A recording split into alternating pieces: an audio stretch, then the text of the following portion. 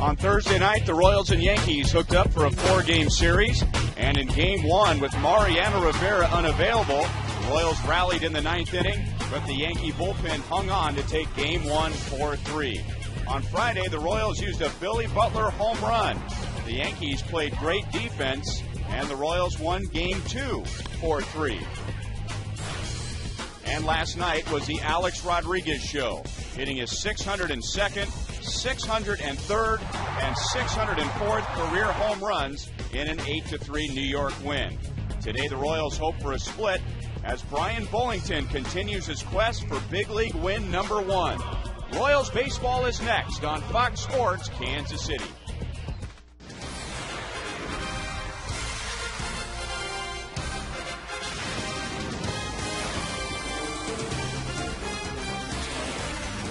The extreme heat has passed, at least for now, and we have a beautiful summer day in Kansas City this afternoon as the Royals' longest homestand continues.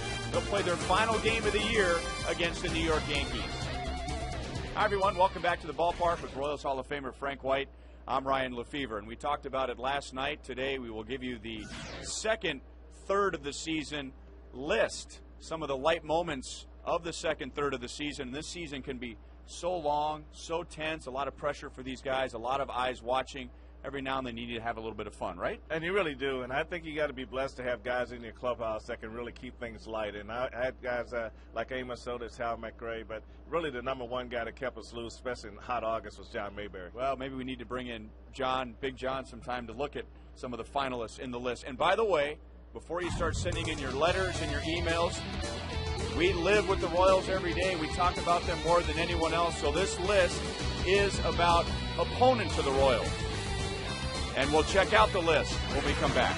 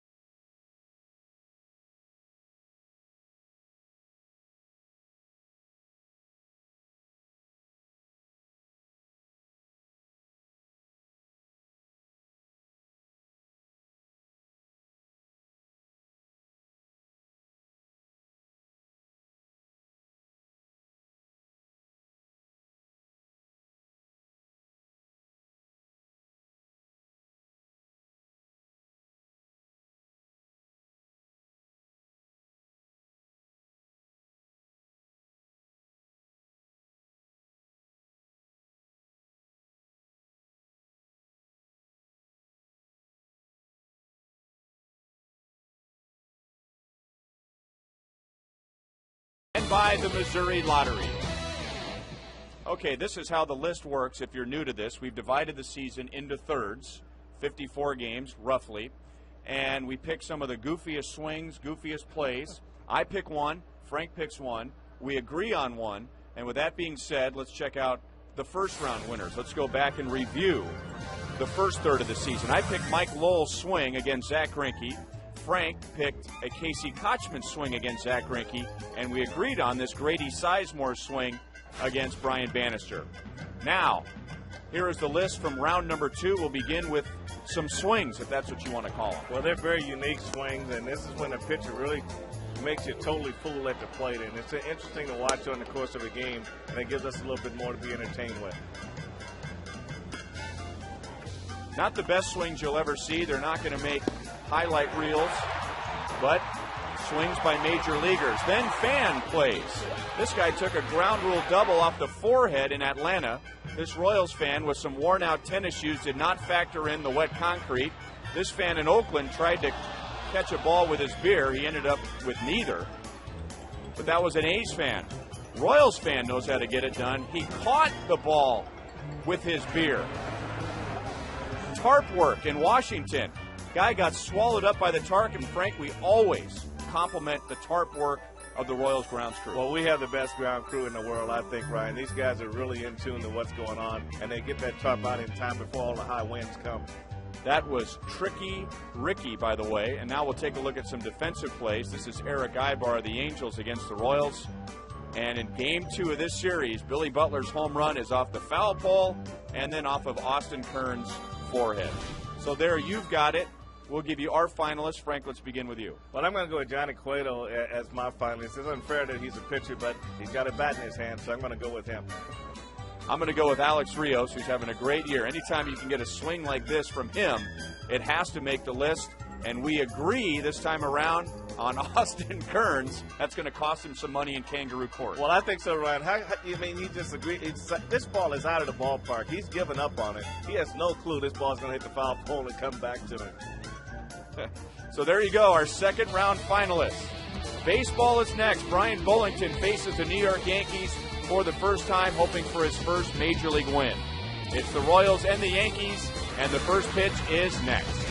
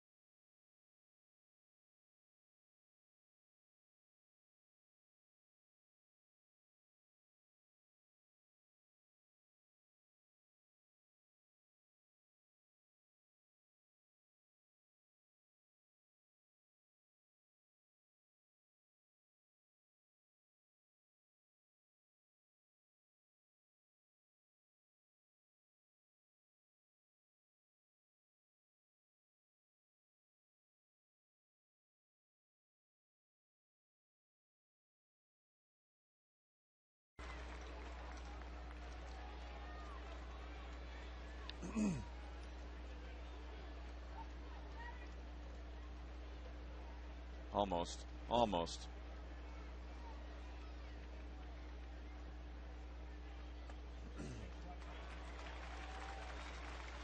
And we are underway. Brian Bullington throwing a strike to Derek Jeter as Bullington faces the Yankees for the first time in his career. And on the second pitch of the game, gets a ground ball to Yuniesky Betancourt. So a key for him, keeping the ball down, hoping for ground balls.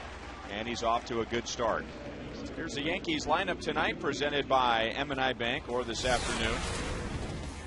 So Jeter, Swisher, and Teixeira. Alex Rodriguez with his 3 home runs last night, followed by Robinson Cano, who has just 2 hits in the series so far. Lance Berkman will be the designated hitter. And then Curtis Granderson, Brett Gardner, and the catcher is Francisco Cervelli. Jorge Posada is not in the lineup.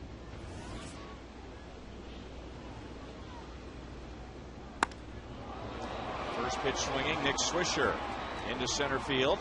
And Blanco is there, so 3 pitches and 2 outs. Let's take a look at the Kia report on Brian Bullington. Well, Brian was impressive in his first start, Ryan. First quality start since 08.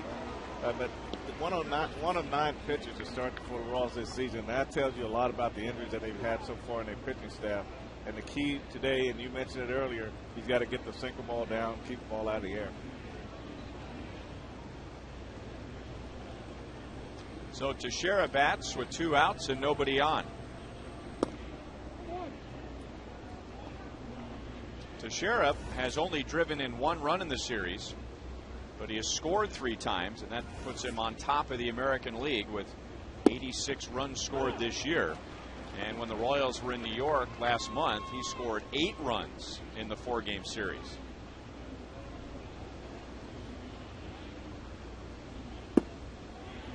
Good looking slider, and the count is 1 ball, 2 strikes. This is career game number 20 for Brian Bullington and his 7th start.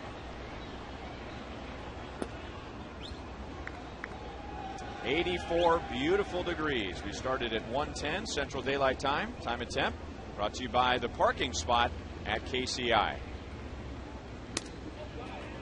And now a broken bat squib is wide of third base. Still 1 ball, 2 strikes to Teixeira.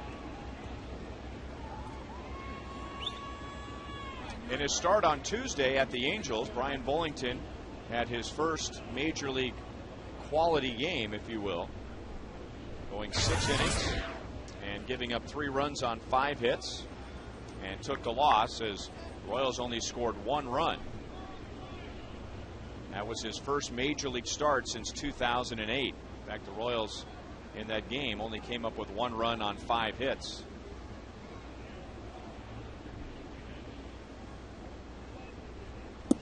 And Teixeira strikes out, and it's a great start for Brian Bullington.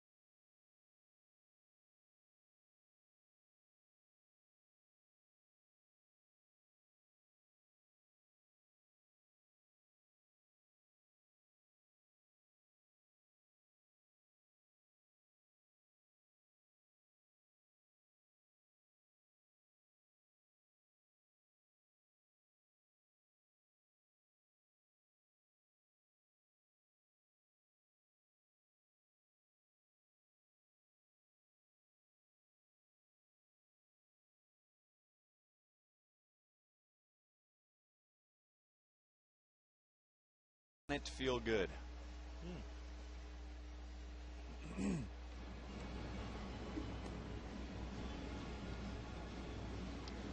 Royals baseball comes to you from Kauffman Stadium in high definition, brought to you by Time Warner Cable, where HD is free with digital cable. Now M&I Bank will show us the Royals lineup for this afternoon. Willie Bloomquist will bat second. Jason Kendall is out of the lineup. Bloomquist will be at third, so Wilson Betemeet will be the designated hitter. Great numbers against the Yankees this year and great numbers at Kauffman Stadium. Brian Pena is behind the plate, and on the mound for the Yankees is right-hander A.J. Burnett. Here's the Kia report. Well, A.J. Ryan has really good stuff. He has better stuff than being 9-9 at this point. Very inconsistent.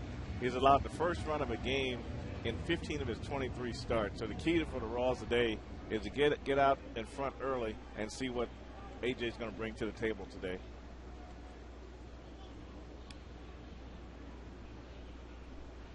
Blanco is 2 out of 11 so far in the series and 0 for his last 7. And Francisco Cervelli, who plays with a lot of enthusiasm, smacking the glove, trying to get Burnett ready to go, and he misses outside with ball 1. Well, you'd think a guy that's been around as long as AJ has and had the success that he's had, that you wouldn't have to get him motivated. You know, one of the complaints this year has been the fact that his body language changes when guys get on base and when teams start scoring runs. Rather than speeding the game up for himself into where he can control the situation, he kind of lets it get away from him. And where working with a younger guy who's high energy like Cervelli, maybe that's what he needs. Lifted to center. Granderson was shallow, so he's back a few steps, and Blanco is out number 1. Yankees are having a very good year on defense so far. They have the second fewest errors in the American League. No errors in this series. Gardner, Granderson, and Swisher in the outfield. Alex Rodriguez back to third. He was the DH last night with Jeter, Cano, and Teixeira. And the backup Francisco Cervelli is behind the plate. You know, the Yankees defense, those guys really work at it, Ryan. They had a late game in Texas, got in late early in the morning on Thursday morning, and even though they didn't hit on the field, you know, there was Cano and Jeter and A-Rod. They're all out there taking ground balls, trying to get familiar with the ground and things like that. And I think that's just a good indication that these guys, the professionalism of these guys and what they bring to the game. Bloomquist with a 1-out base hit to right field. And Willie, who started game 1, he had 3 hits and a couple of RBIs, so that makes him 4 out of 5 in the series. One thing Willie's been doing with his playing time, Ryan, he's been trying to work the ball back through the middle of the right field. And you can see right there, when you hit a ball to right field on a line like that, your head's got to be right there on it, and you got to throw the bat head to the ball and let the ball travel. He did all 3 of those things very well.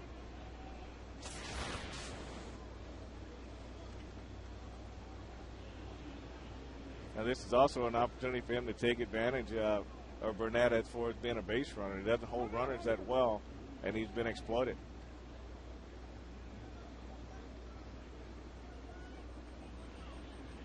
Willie has stolen 6, and he's been thrown out 4 times.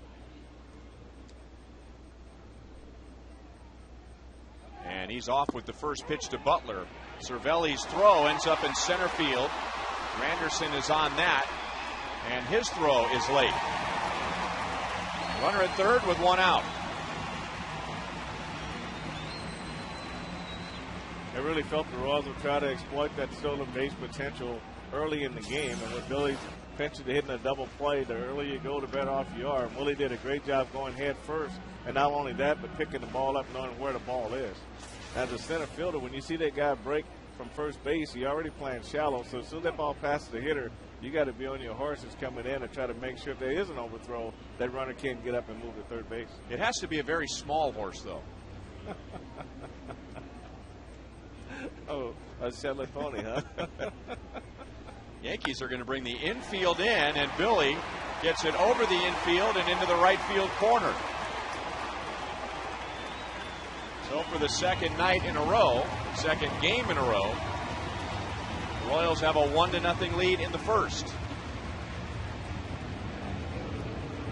Well, this is what we talked about, Ryan, just getting ahead of A.J. early and trying to take him out of his game. And both Willie Bloomquist and Billy Butler stayed on balls away, and he had the head right on it, got extended, let the ball got deep, and then they both had base hits to right field. Billy does a good job here of rounding the bag and then held up and came back to first base.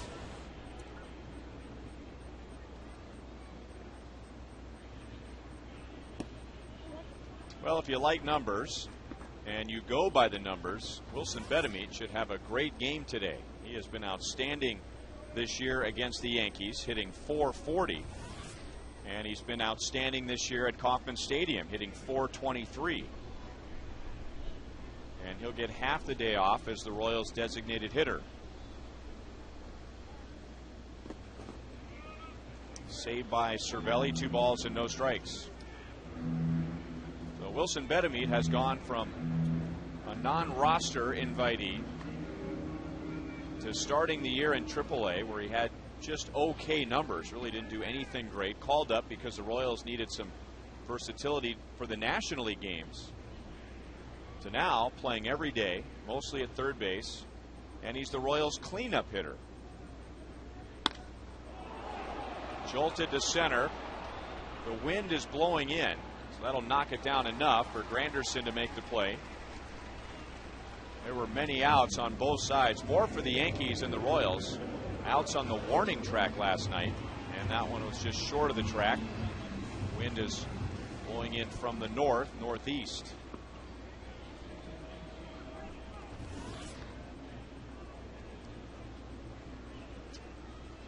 And now Alex Gordon with Butler at first base and 2 down. Alex batting 5th today. Kila Kaihue is not in the lineup.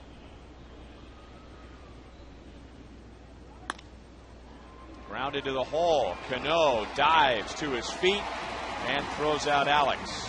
So the inning is over, but the Royals grab a 1-0 lead.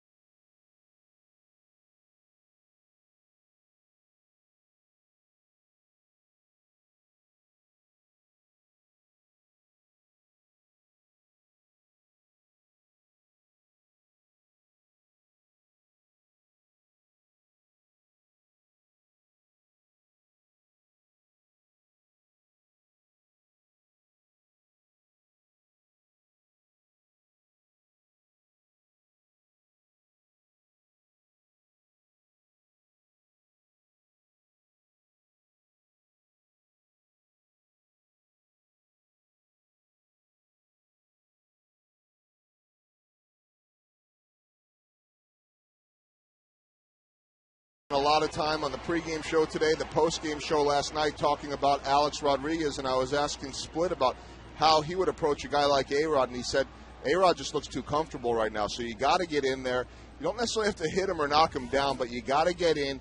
Don't allow him to have leverage, and you've got to be able to pitch him away, too, and keep him off balance. That's the key right now, keeping him off balance and not allowing him to get too comfortable. I was mentioning to Split that the first time the Royals had somebody hit 3 homers against them in a game was Tony Oliva back in 1973, and Split's response, uh-oh, was it me? It was not. It was Mark Littell and Gene Garber, guys. Well, just that first pitch to Rodriguez, get him to move his feet, and he does it again. And, you know, pitching inside isn't necessarily knocking a guy down, but as Split was telling Joel, you know, you get too comfortable in there, the feet are nice and solid in the batter's box. Into deep left center. Blanco is all the way back to the wall to make the catch. So Rodriguez didn't quite get enough of it, at least not today, as that wind continues to blow in from center field. Well, Ryan, you look at the pitches that were inside, they weren't fastballs. You know, you got 2 off-speed pitches inside and 1 fastball inside. And you take a look at these pitches from Foxtrack. That's a breaking ball. That's a fastball. And there's another breaking ball. And now you throw another breaking ball down the middle of the plate. So you got to work your fastball in there a little bit better than that situation right there. You got 2 breaking balls on the inner half then you leave a breaking ball middle in over the plate, that ball's going to get hit.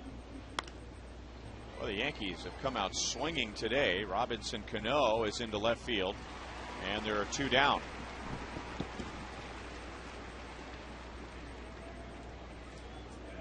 Today's number for our Take the Field sweepstakes is 37. If you'd like to win a pair of replica Royals jerseys, go to foxsportskansascity.com during today's game and enter the sweepstakes, including number 37. There's a jersey winner every game, and one fan will throw out the first pitch at next year's Fox Sports Kansas City jersey giveaway game. Frank, number 37 in Royals history. Larry Gura, 76-77. I got that one from the truck. Very nice. Freddie Patek wore 37 for a little while before he switched to number 2, I believe. Very nice. Lance Berkman drives it into right center field. Blanco is there, so some loud outs, but the Yankees are down in order in the second.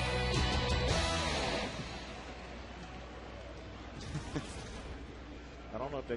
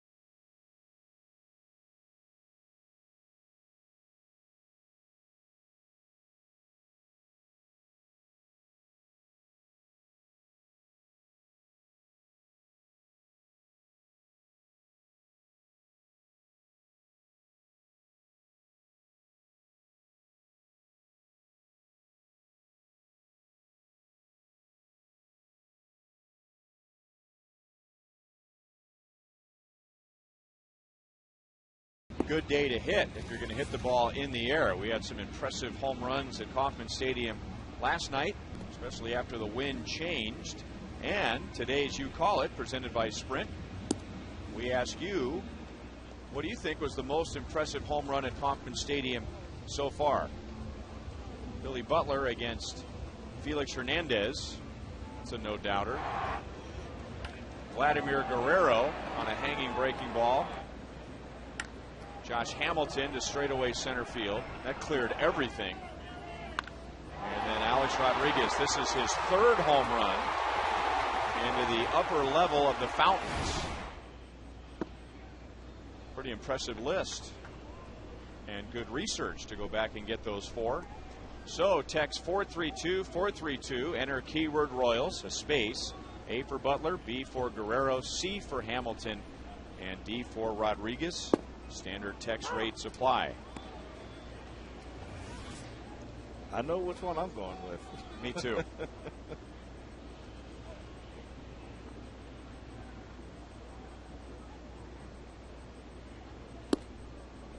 Good fastball thrown by Aviles. 1 ball, 2 strikes. Royals run in the bottom of the 1st inning. Willie Bloomquist with a 1-out single, stole second. Went to third on a throwing error by the catcher Cervelli and scored on Billy Butler's single. And Aviles is hit. And that's nothing new for Burnett. That's the 14th time this year he's hit a batter, and that leads the American League. Well, the first pitch started Aviles off, ran up and in on him, Ryan. And this is the same type pitch. It's got a little bit further inside, and Mike did a good job in moving away from this pitch and then turn into this pitch. And he had that little elbow pad, and it got most of that. So there was no damage done on that pitch. But that's kind of the area you kind of want the Royals to kind of go every now and then, you know. Just make sure the guy moves his feet a little bit, but you got to be able to pitch inside with your four-seam fastball and not throw that running fastball that continues to run. The four-seam fastball stays straight. You should be able to control it a little bit better and get more velocity on it, but you got to be able to pitch inside and outside with that pitch.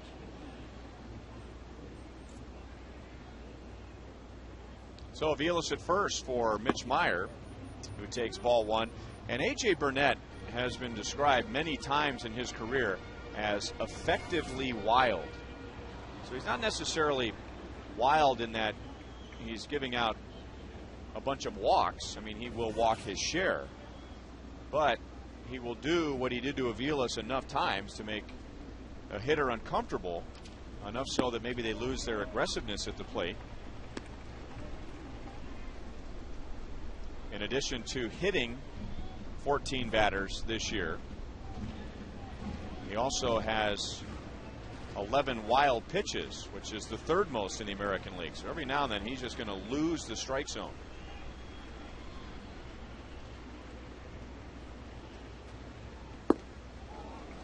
Two balls, one strike. And a pitcher like that will drive you absolutely crazy because you don't know, as a manager, you don't know what you're going to get when he goes out there. Pitching coach, you don't know what you're going to get. And when he's effectively wild, you don't know if it's going to continue or it's going to get better. And on the defense, you know, you keep runners on base and keep the defense under pressure with deep counts. And that is not an effective way to pitch also.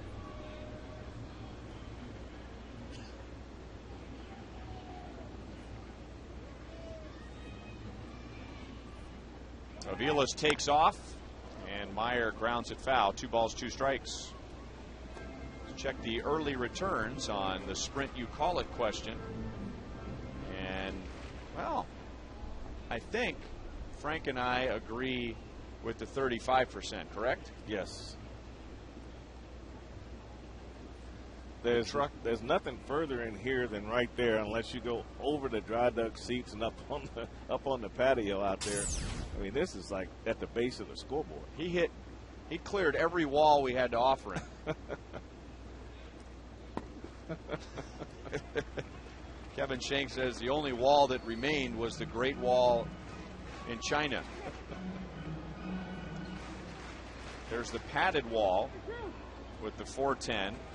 And then a textured kind of a concrete brick wall, and then a plywood wall, and it cleared all 3.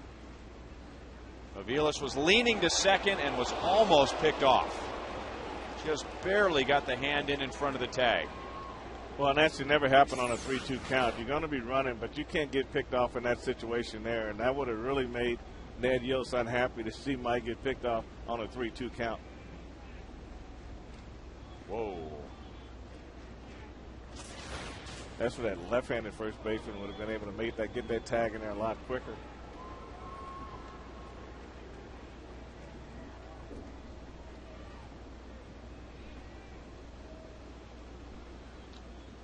Mitch Meyer is 0 for 9 in this series and 0 for his last 10. Aviles runs again, and Meyer up the right field line was out in front and hooks it foul.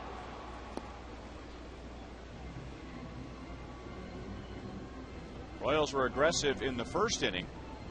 Willie Bloomquist singled with 1 out, and then on the very first pitch to Billy Butler, Willie took off, stole second, went to third on the air. There's another look at those 3 outfield walls in straightaway center field. And then there's a little concession area behind that. I think Mike Jacobs last year cleared all 3 of those walls, which can be a little bit dangerous if you're the fans because you don't see it coming. I think Mike's ball hit actually on that side wall by the fountain and bounced up on the patio. That was one of the longest ones we've seen hit here. Ball 4. So Mitch, even though he's been hitless in the series, he has walked 3 times. So Burnett has handed the Royals 2 base runners. He's hit a batter, walked a batter, and there are 2 on with nobody out. It'll be interesting to see what approach Ned Yost takes right here, Brian. He's got a chance to add on some runs, but the last time he asked Brian Pena to sacrifice, he popped up to third base. Wasn't a very good attempt, so I'd be curious to see how he approaches this one.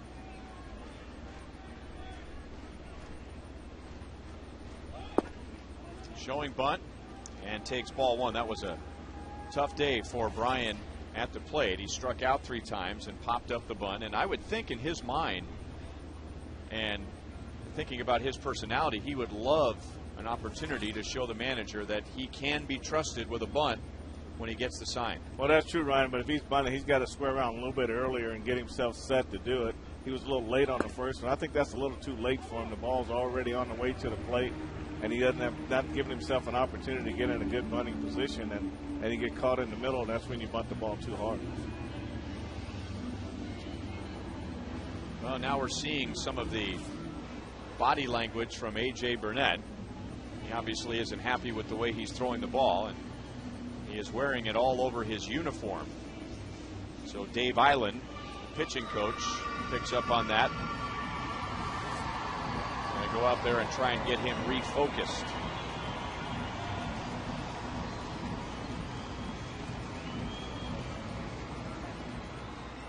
There has really been no gray area for Burnett this year, even though he's wearing gray today. He's either been really good or really bad. Pena swings away and fouls it away. I think I saw some numbers this morning where when Burnett wins, his ERA is under 1, but when he loses, his ERA is something like up over 12. I mean, he gives up a lot of runs when he loses.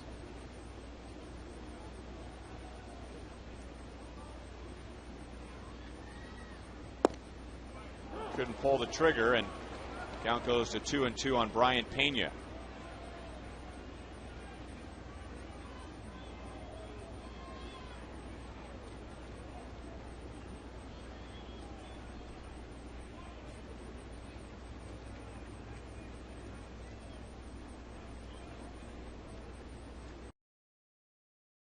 Now Burnett thinking twice about the pitch from Cervelli, so he backs off the rubber and wants Cervelli to go through the signs again.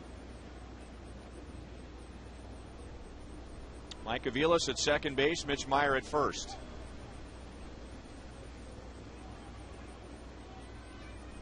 And Pena grounds it right to Cano, down to his knees, so the feed is low to Jeter, but he bails out Cano, and the Yankees turn a double play.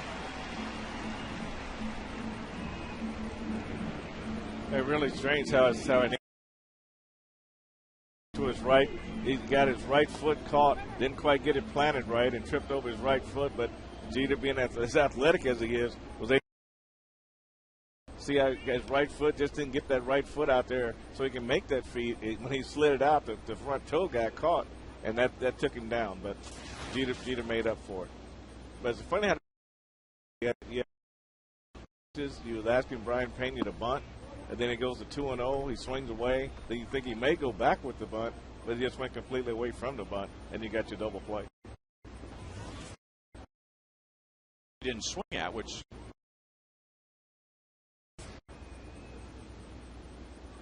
Yuniesky Betancourt now with Aviles at third and 2 down. And Uni hits a line drive right to Cano. So boy, that inning did turn around. 2 on, nobody out. The Royals fail to score.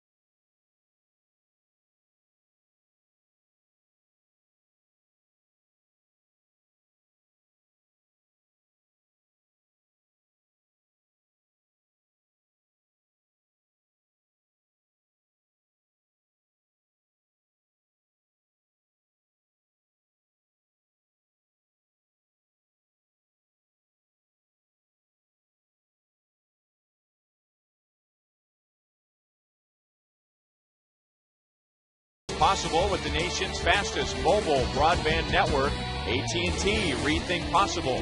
By Panera Bread, explore a menu of hearty soups, salads, sandwiches, and breakfast items at Panera Bread.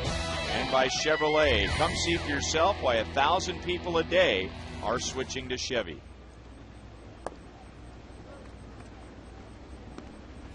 Well, if we tried to pick up on a couple of themes from the first 2 innings for the Royals, it looks like they're going to be running when they get on base against A.J. Burnett. And from the Yankees side, they're up there to swing against Brian Bullington, normally a team that takes a lot of pitches and just tries to grind down the starting pitcher and get to the bullpen. That has not been the case today. Only one Yankees hitter has seen more than 4 pitches in a plate appearance. 3 balls, 1 strike on Curtis Granderson. He had one of the 5 home runs for the Yankees last night. Billy Butler gets a hop off to his left hip and over to Bullington for the out. So Brian Bullington has retired the first 7. Royals have an off day tomorrow, and then on Tuesday begin a 3-game series with the Cleveland Indians.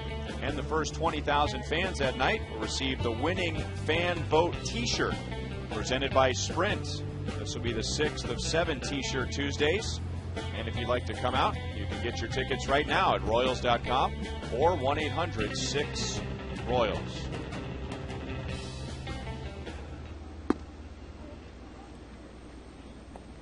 Yeah, he's lucky he's out there. You want a piece of him? Not only is he out there, do you see him turn away?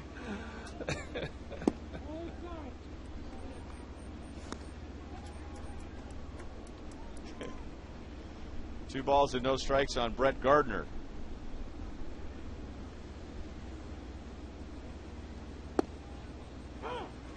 Two and 1. Oh, there's a TV screen right behind him. He's on there.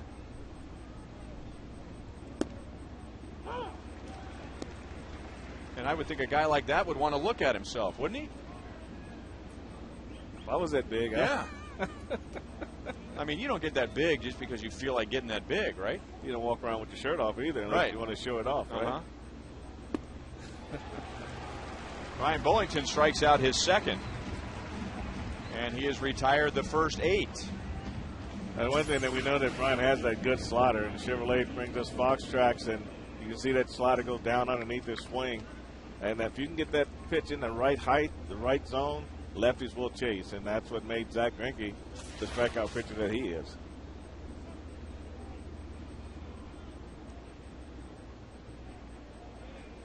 So 2 down to Francisco Cervelli.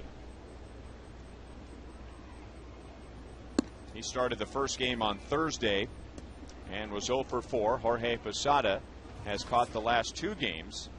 And Cervelli in the bottom of the first today with a throwing error helped the Royals score their run. Willie Bloomquist stealing second. The throw was high and went into center field. Willie went to third and came home on Billy Butler's base hit.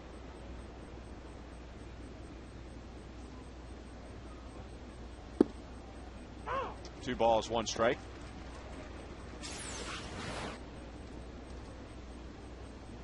That's where Brian really hits. Gotten a lot of ground balls today, Ryan. But if he stays down there, he will get some. I mean, I like his poise today. I mean, he really looks like a pitcher on the mound. He's not rushing. He looks relaxed, and he just kind of looks fluid when he's coming to the plate. And he's a real good athlete. You know, he's one of the few guys that when he got to cover first base, he gets there.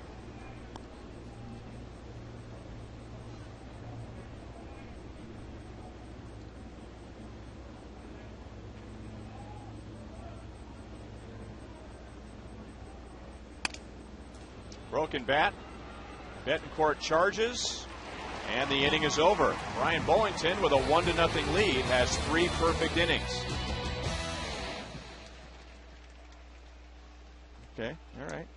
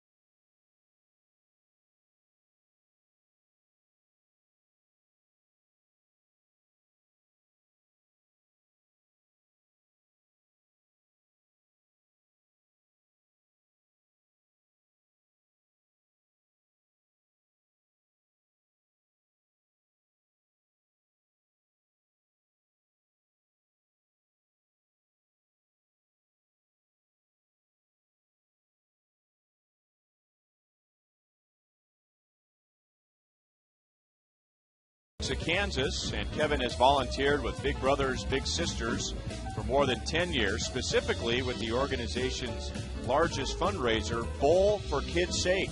And for the past 7 years, Kevin has become the top fundraiser, raising over $100,000. And today, enjoying the game from the Buck O'Neil Legacy seat. 1-0 Royals on Billy Butler's first inning single. Gregor Blanco thought about bunting. He flied out to center field in the first inning. Willie Bloomquist will be next, and then Billy Butler. Now with the infield in on both corners, the second baseman in about halfway would be double play depth for Blanco in case of the drag bunt. You think he probably want to try to work his and try not to hit so many fly balls. I think that'll work definitely to his advantage. No balls, 2 strikes.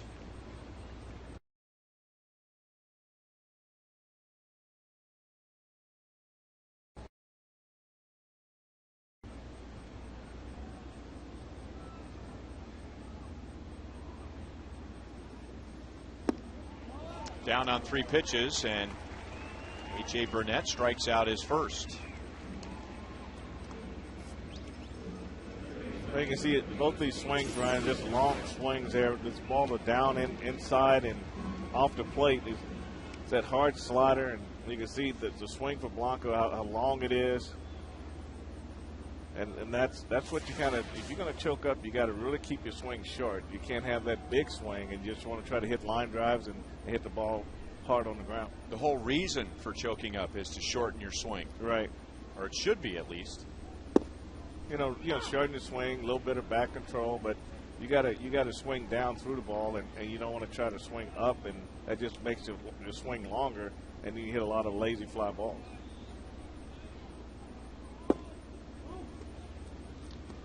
One and one to Willie Bloomquist, who singled, stole second, went to third on an error, and scored on Billy Butler's base hit to right field.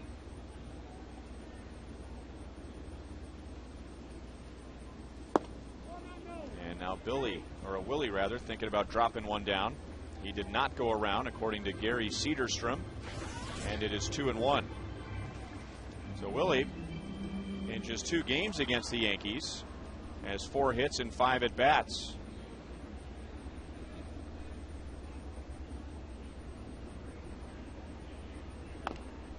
Royals have been very careful with where they play Willie Bloomquist. Remember, he had surgery on both knees last offseason.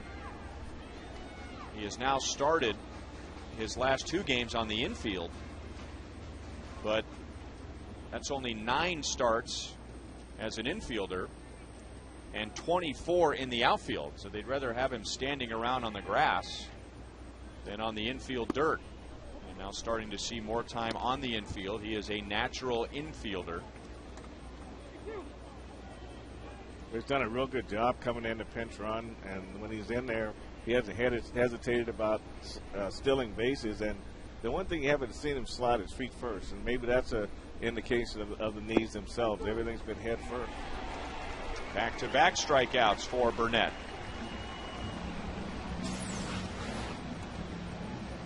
AJ, that's just a backup slider right there.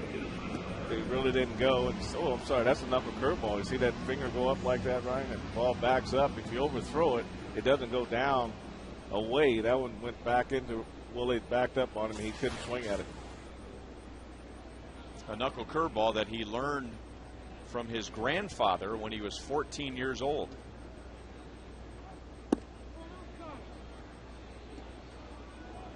Outside to Billy Butler. He singled up the right field line in the first inning to bring in Bloomquist.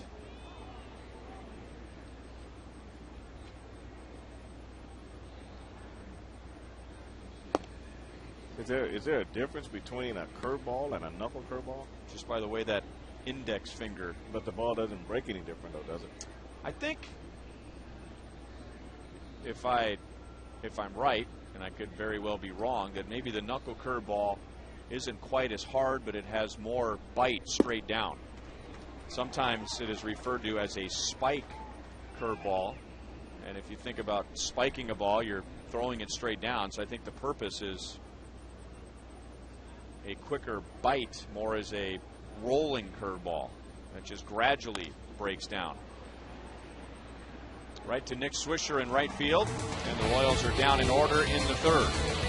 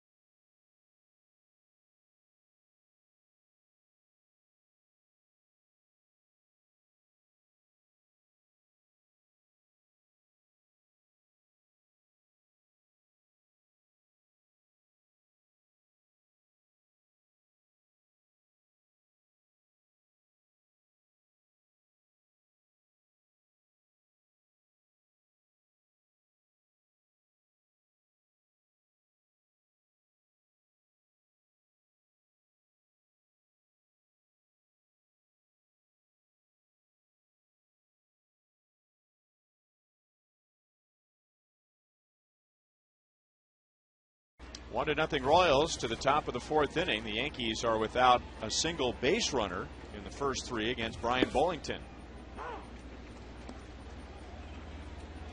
So 9 up, 9 down, including a ground ball to short from Derek Jeter on the second pitch of the game, and that really set the tone as far as what the Yankees are going to try and do against Bullington. They're going to swing early. Nice play. Bloomquist in the hole to throw out Jeter.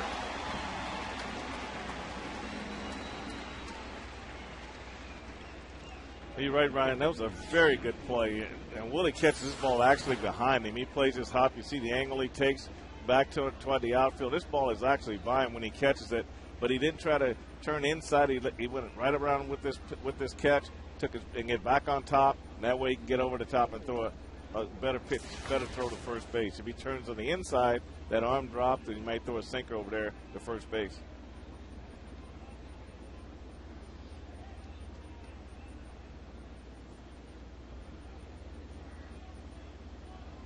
And now Nick Swisher. He swung at the first pitch he saw from Bullington in the first inning and flied out to center field.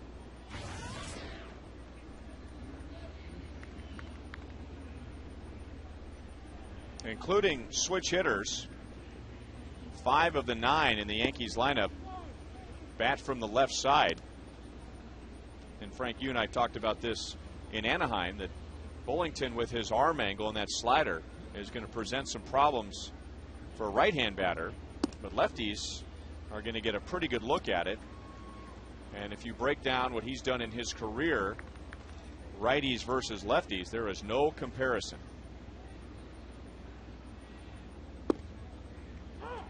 Three balls, one strike.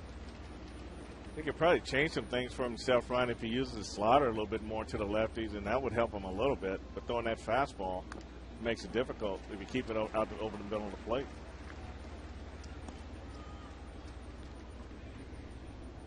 Here's the Roadrunner Turbo speed pitch comparison. Bullington up to 94, Burnett 96. You can double your speed with Roadrunner Turbo from Time Warner Cable. Hit hard to left field. Alex is back and makes a catch. For a moment, looked like he was going to shift his hips and move in the other direction, but thought otherwise and makes the play. The NFL is back with 2 Fox preseason specials beginning on Thursday as Tom Brady and the Patriots take on the Falcons. And then on Friday, the Eagles begin life without Donovan McNabb. And they take on Ocho Cinco, T.O. and the Bengals. Both games start at 7 p.m. in high definition, only on Fox.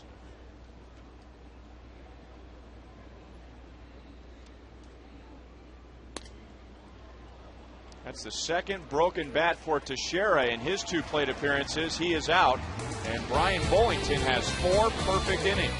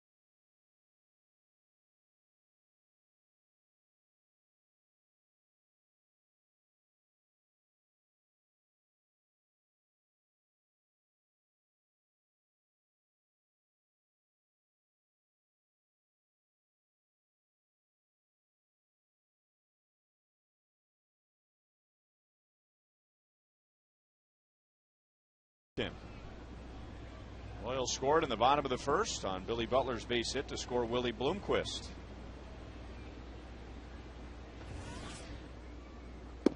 Wilson Betemit hit one into the wind to straightaway center field in the first inning. Caught by Granderson right in front of the warning track. And even with that, Betemit is 6 out of 11 in the series and has a home run. No balls and 2 strikes here against Burnett. Alex Gordon on deck, and then Mike Aviles. I really thought Wilson Betemit would be one of those guys, Ryan, at the trade deadline that would be interesting to some of the teams, especially the National League team, because he can play so many different positions. He can pinch hit from both sides of the plate. But I thought he'd be one of those guys that the Royals would be listening to trade talks on.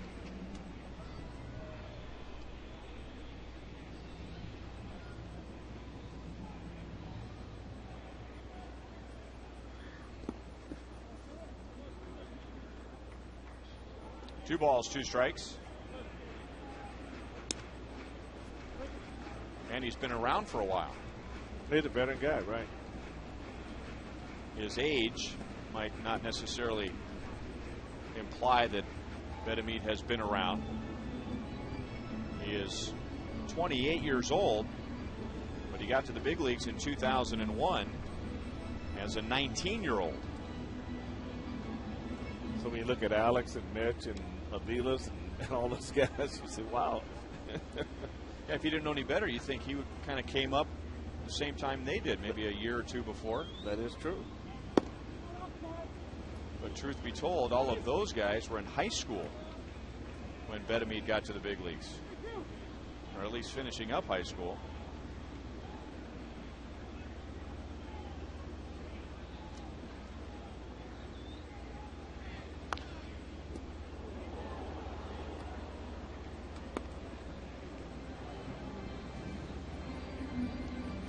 One thing Burnett's been doing with these lefties with 2 strikes, he's been trying to come down and in with that slider, and Wilson was looking for it that time. It's probably ball 4 that he swung at, but when you're looking for a pitch, sometimes it's hard to hold up.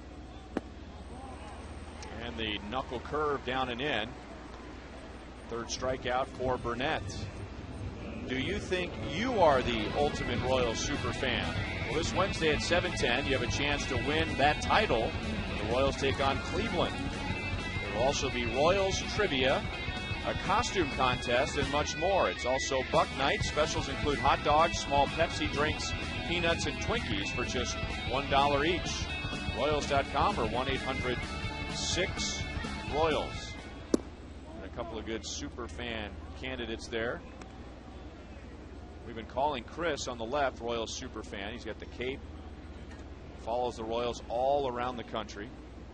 Next to who I was calling Underoos guy, but he caught up with me before a game the other day and just bawled me out. He's Underoos guy. He goes, come on, I'm Royal Man. He had his own name. So apparently that's Royal Man.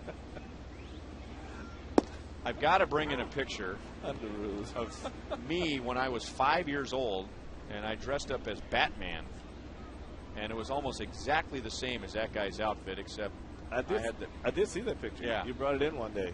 I had the Batman logo instead of the KC.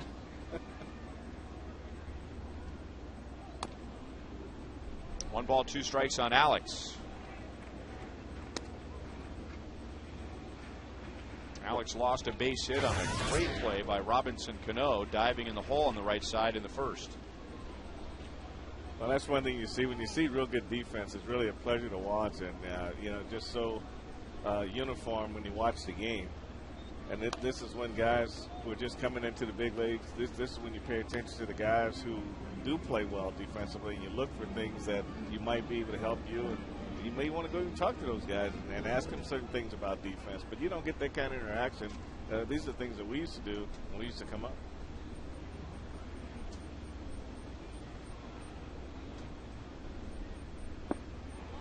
Knuckle curve again. That pitch is really working well for Burnett. Cervelli has to throw down to first. And now Burnett, after going the first 2 innings without a strikeout, has struck out 4 of the last 5. Well, some serious spin on this ball going down. Quick Chip shows us through Fox Tracks that this pitch here is in a great area, Ryan. About knee high when it leaves his hands, and when the hitter commits, it's already below the knees and in the dirt.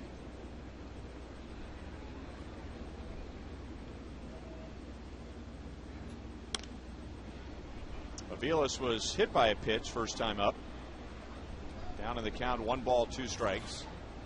So even though it stung, he will take that after falling behind. And then Mitch Meyer walked, and the Royals had 2 on with nobody out, but Burnett got his way out of the inning, and it all began with getting Brian Pena to ground into a double play. A little bit outside with the fastball, 1-1.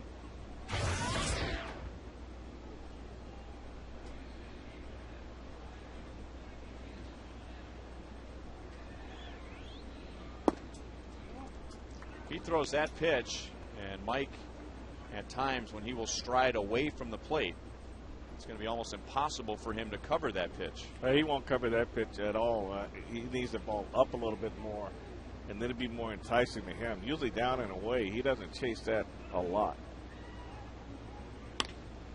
Staying away, and Cano goes to the middle and throws out Aviles to end the inning.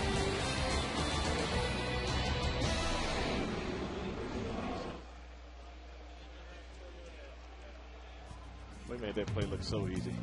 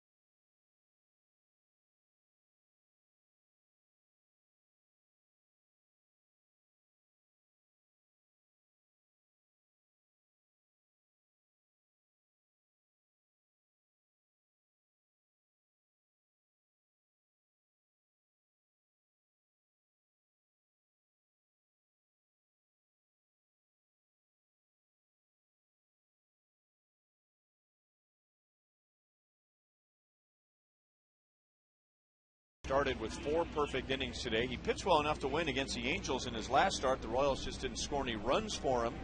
And so far, they've given him just 1 run. They'd like to add on to that. Well, you're right, Ryan. When you're pitching a good game against a team like the Yankees, you want some support. And I think offensively, the guys need to get it going. But scoring runs has been something that's been very difficult for the Royals to do since they've made all the moves at the trade deadline. And we talked about the importance of pitching inside to Alex Rodriguez after his 3 home runs last night. And Bullington starts inside to Rodriguez. And that pitch is a little bit low. Rodriguez, sorry, Frank, on a different day with different conditions, might have hit another home run. I agree with you. The wind was from left to right instead of right to left, and that made a huge difference. And I agree with what they're doing right here, pitching inside, but they're throwing every pitch inside. They're throwing the changeups and the curveballs inside, plus the fastballs inside. So you have to go away occasionally. Otherwise, he's going to be looking in there, and he's experienced enough that if you miss, he's going to be waiting on you. You still got to use the outer half of the plate. He took Gregor Blanco to the wall in deepest left center field in the 2nd inning. That would have been a home run in 4 consecutive at-bats going back to last night. Challenged him with a fastball, and it's 3-2. That's the one thing now, Ryan. They haven't thrown anything away at all, and even the first at-bat, nothing was away, and he ended up getting a breaking ball out over the plate and really squared it up. It didn't leave. But here, every pitch has been inside. Now you got a 3-2 count. This would be a great time to go away with a fastball. But they've been consistently saying, okay, we're going to just try to hem you up inside, but some hitters can look for that pitch. And if you miss, they're going to be sitting there waiting on you. Chop to Betancourt. 1 away in the 5th inning. Today's league leaders are brought to you by your Kansas City area Toyota dealers. Most home runs against the Royals among active players. And as far as the first 2 go, that is also the most home runs ever against the Royals. Jim Thome with 45, Alex Rodriguez with 44, and then Manny Ramirez.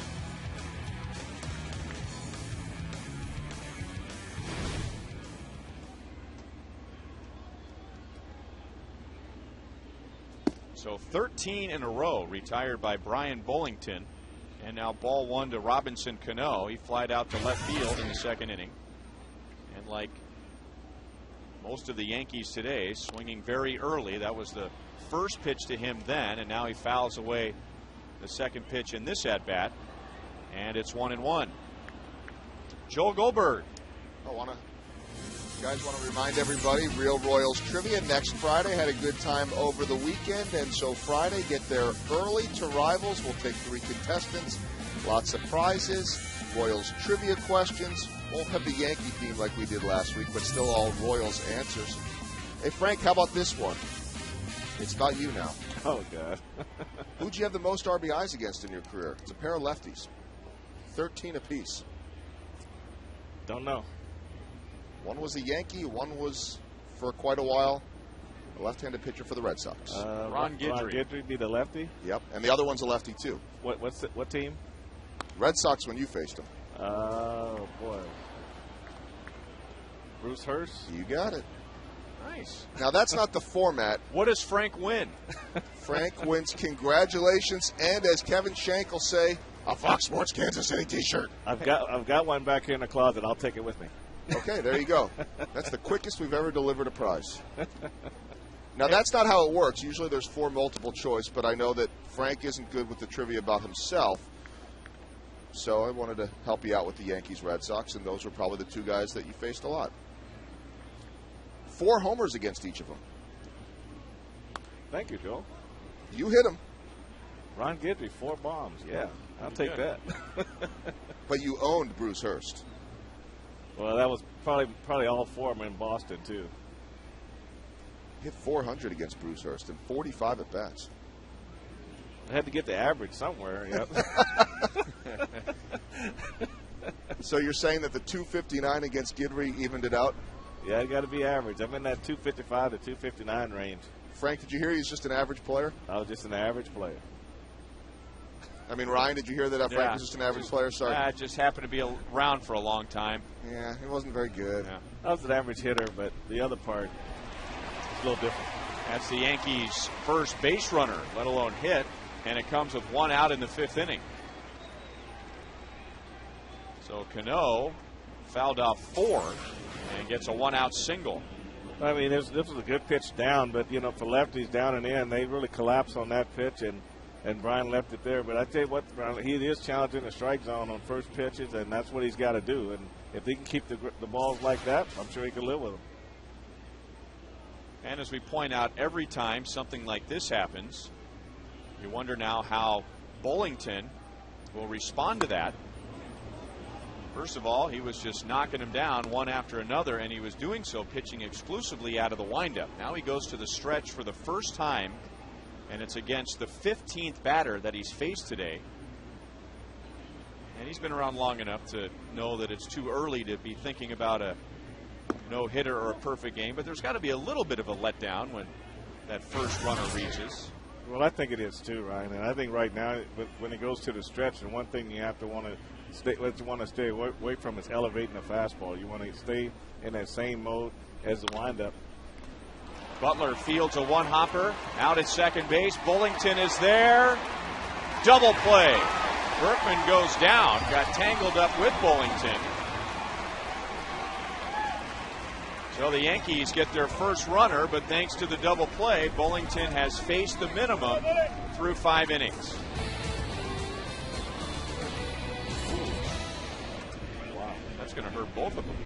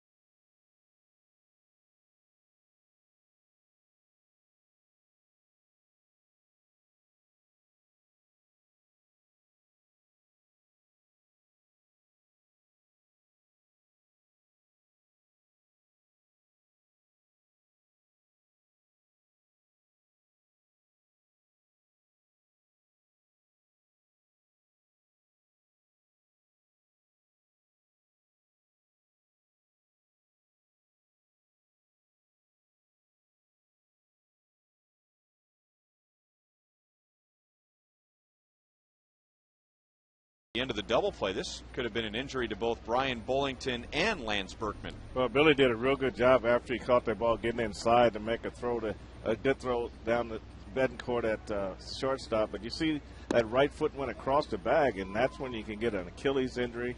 You can get your Achilles cut. And Bergman himself, that's when you get a twisted ankle or twisted knee, and he got banged up pretty good after that play. So we'll see how Bullington is when he comes back out, because that's his push-out foot.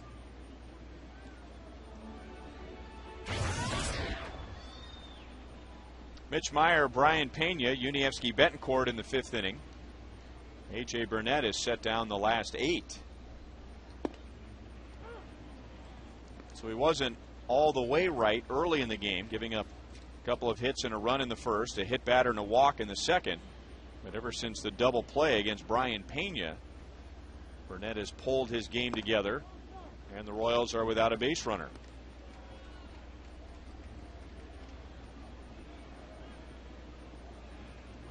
One walk, 4 strikeouts for Burnett, and at one point struck out 4 of 5 hitters. His one walk is against Mitch Meyer, and now both of his walks against Mitch Meyer. Here's today's AT&T trivia question. And with Alex Rodriguez hitting 3 home runs for the Yankees last night, we ask you, who was the only Royals player to hit 3 home runs in one game against the Yankees?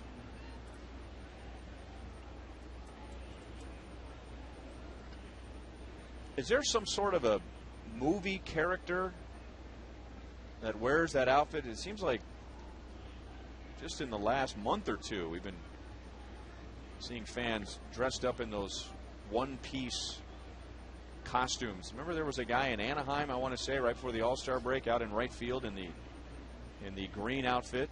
That alien look. Yeah. I think one of the things you have to do before you put that uniform on is you got to go to the gym.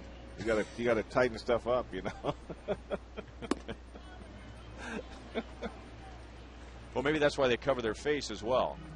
You know what I mean? The guy in the green appears to have some sort of a drooling issue. He's doing a lot more yelling, I guess. Yeah. I think the one we saw on the road had a little zipper. You know, the guy could unzip it, he spit, and zip it back down. But I'm not quite sure.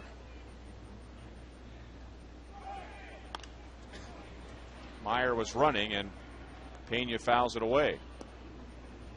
And those guys are pretty fired up. I mean, they just constantly on the move. This isn't Buck Night with those $1 Twinkies, is it? I don't think so. Okay. And this is not 103 degrees either. Is that Tim Tebow? Did you see when he had that haircut at Broncos training camp? He had the exact haircut. Is that the Friar look, isn't it? Isn't that what the San Diego Padre, who's the swinging Friar? Mm-hmm.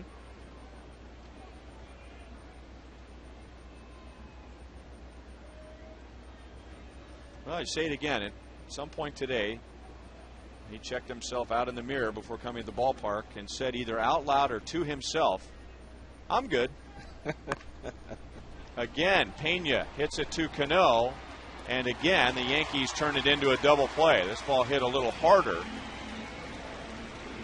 2 outs and nobody on.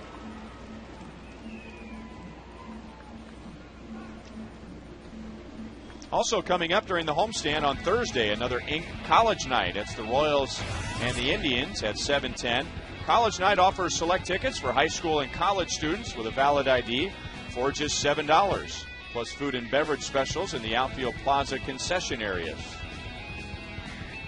The masks come off.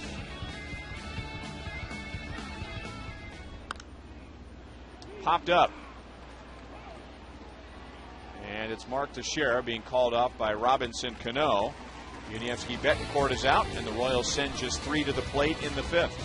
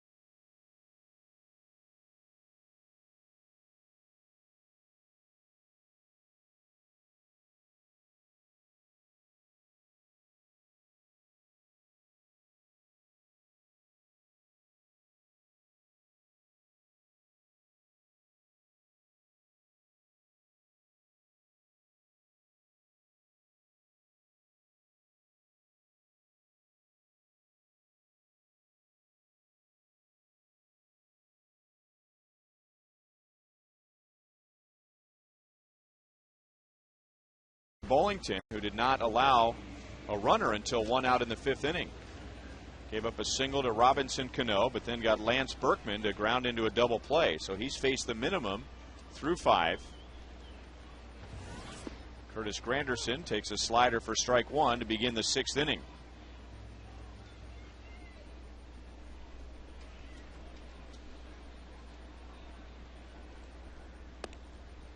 One ball, one strike. Granderson grounded out to first in the 3rd.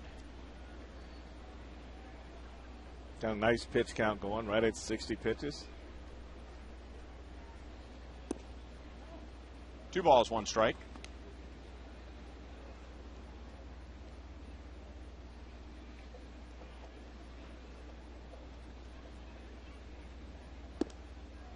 Starting to get the ball down more.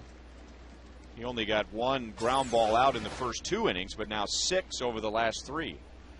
Man, this is a real big inning here for him, Ryan. He's going into the 6th inning, and even though the pitch count is not high, in your mind, you're getting deep in the game, and you got to try to stay consistent, try to keep minimizing your pitches, and make it 1 more inning. Strikes out his 3rd. Pena flips it down to Butler to complete the strikeout.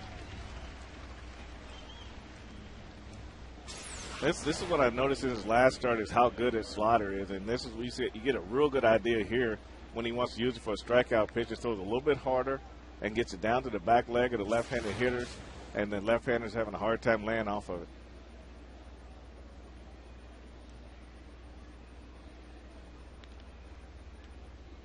He struck out Brett Gardner with that same pitch in the 3rd inning.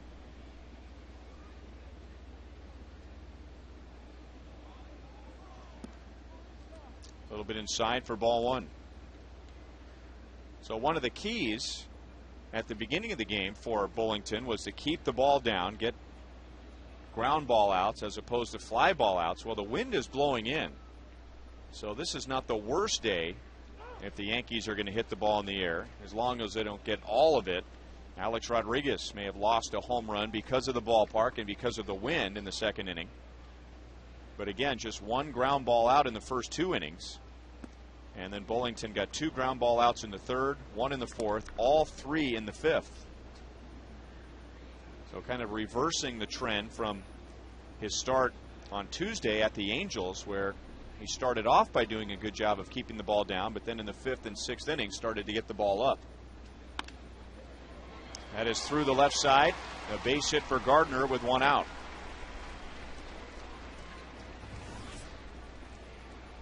Today's copyrighted telecast is presented by the authority of the Kansas City Royals and may not be reproduced or retransmitted in any form. And the accounts and descriptions of this game may not be disseminated without the express written consent of the Kansas City Royals Baseball Corporation. Ryan Lefebvre with Frank White and Joel Goldberg with producer Kevin Shank, director Steve Kurtenbach, associate producers Al Broughton and Sam Abramson, and the producer of Royals Live is T.J. McGinnis. And our technical director is Richard Harlan, the Rocket, who will be celebrating a birthday tomorrow. And because of that, the Royals are going to take the day off. So happy birthday, Rocket.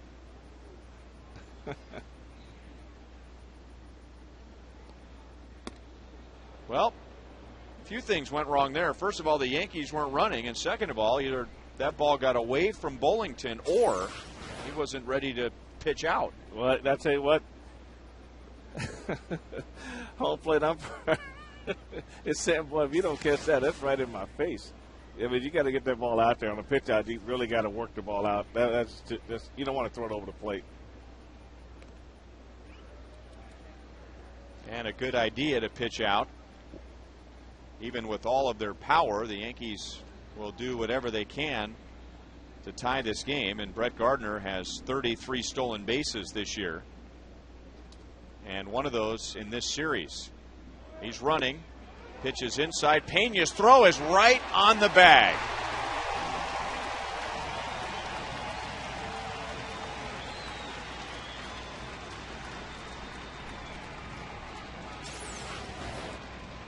It's a good pitch to handle. It's up. He don't have to worry about reaching for it, and Gardner, I mean, I tell you what, he had a good jump on this, but Uneski did a good job of getting that foot in there. And you watch where his foot goes, and he's going head first. And when you go head first, you don't really have control of what's going on with the upper body. And without that foot being in there, he might have been safe. I don't think that was intentional. I think it just happened to be there after the throw went to the first base side of the bag. Yeah, whatever. Hey. I don't think that was intentional or anything like that, because infielder wouldn't do something like that. I agree with you. That definitely happened to Chris Getz in L.A. So when he went in the head first, the Ibar got his foot in there, and you can see right there, if he had control of his arms, he could have tried to lift up over his foot, but he went right into his foot. So that's why I said, if you can get in there and get in there early, you can kind of control what a head first slider does with his hands. That's a completely different play if he's going in feet first. Yes, it is. Then Uni's probably wondering what happened to my ankle. I mean, if you're going to try that, you want to be pretty convinced that this is a head-first sliding runner. Yes, but I would never try to do it with my feet. Through 6 innings, Brian Bullington has faced the minimum.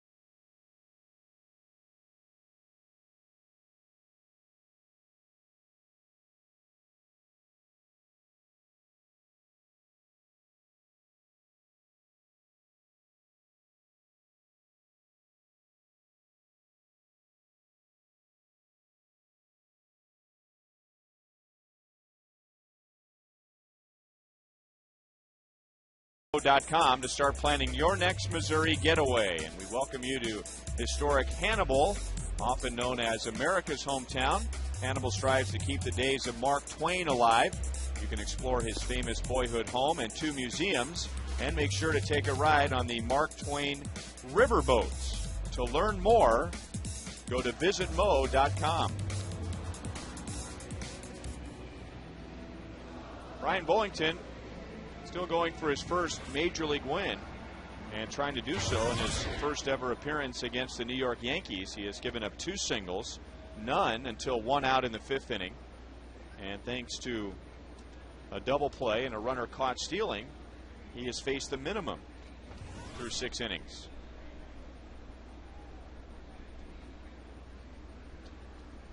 Top of the order for the Royals. And a fastball is fouled away by Gregor Blanco. The Royals' run came in the bottom of the 1st inning. Willie Bloomquist scored on Billy Butler's base hit. And then the Royals had a great opportunity in the 2nd inning with 2 on and nobody out. But since the 2nd inning, the Royals have 1 base runner against A.J. Burnett. Blanco has flied to center and struck out, and now 0 for his last 9.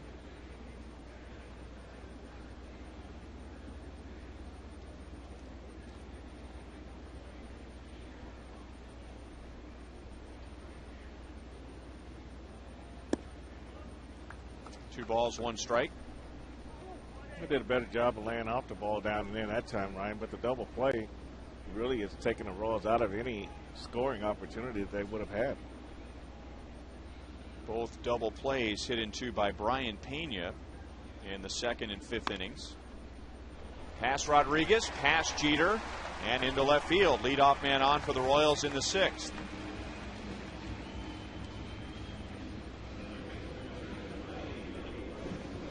And that's what I talked about with Blanco, Ryan, is that with the infield, you know, they all kind of give up some ground when he comes up. And that ball wasn't hit hard, but just well placed with Jeter playing in more like in the double play mode. Then they gets a base hit to left field. So if he can get the ball on the ground like that and hit it consistently on the ground with the infielders playing out of position until 2 strikes, give himself a better chance to get base hits. And now we'll see if he runs. Willie Bloomquist stole a base in the 1st inning.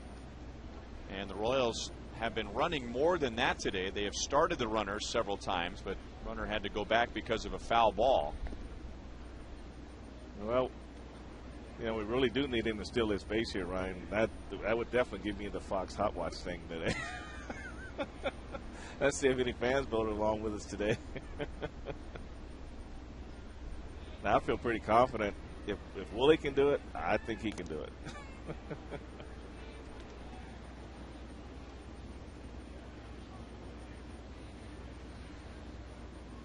Well, he's 5 for 5 since joining the Royals.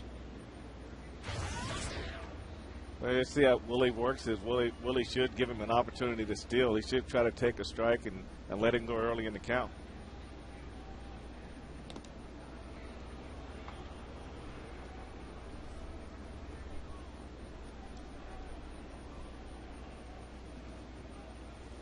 Royals did not have a stolen base in the 1st game of the series, but then they had 4 on Friday, winning that game.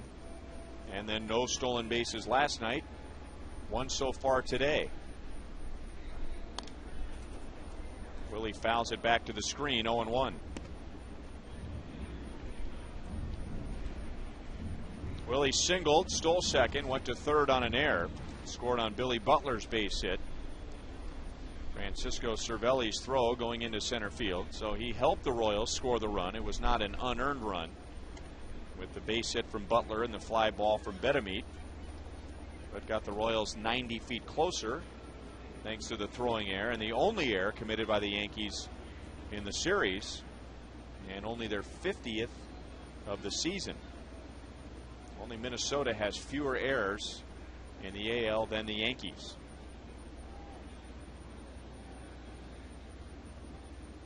Not running, and Willie pops it up.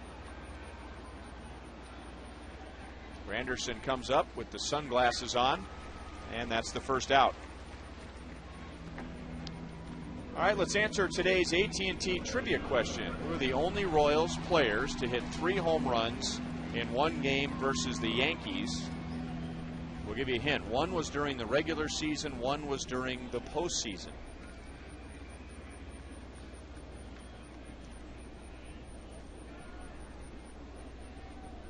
And there you have it. Now, the Bo Jackson one, was that the famous Bo Jackson-Deion Sanders game? When, at the time, both guys were playing multiple sports and they were just kind of going after each other all game. There's Deion in center field. There's home run number 2. And that's a long way. That home run, as Billy lines to second, and luckily Cano throws it away. And now Blanco, after the ball gets away from Cervelli, is going to end up at second base. Now trying for third.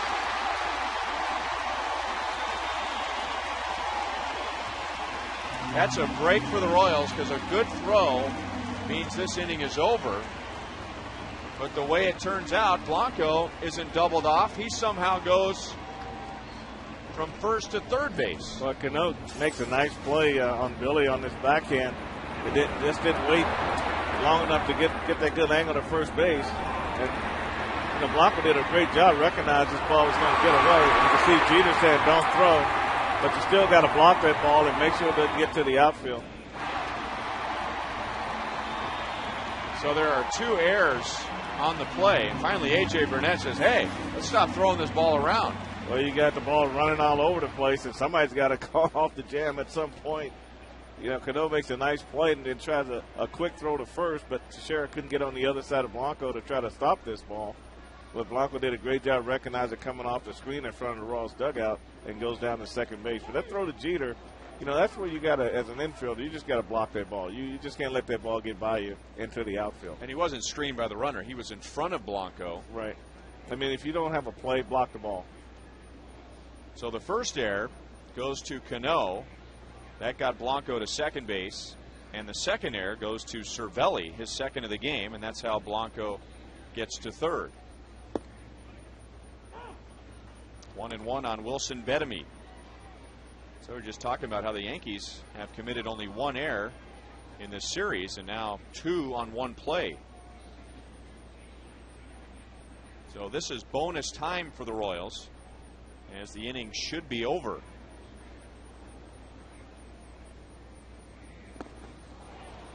Betemit goes after a breaking ball in the dirt. It's 1-2. You know, this inning really could have been a little different, too. Blanco led off with a base hit, and Willie didn't really give him a chance to steal that base. And if he could have been a little more patient, he swung at the first 2 pitches that were thrown to him. If he could have been a little more patient, let him try to steal that base, get him over, then this inning could have been a lot different.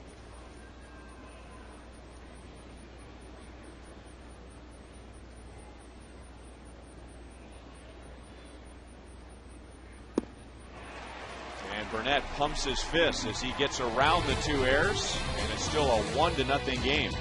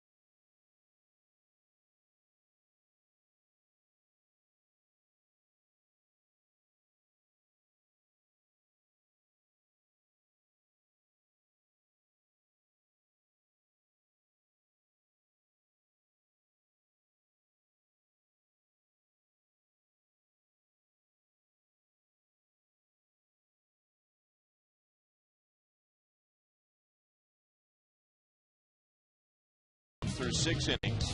He did not allow a base runner until 1 out in the 5th. The only run of the game coming from Billy Butler's base hit in the bottom of the 1st inning. And as Frank predicted, if you're going to get to A.J. Burnett, you want to get him early.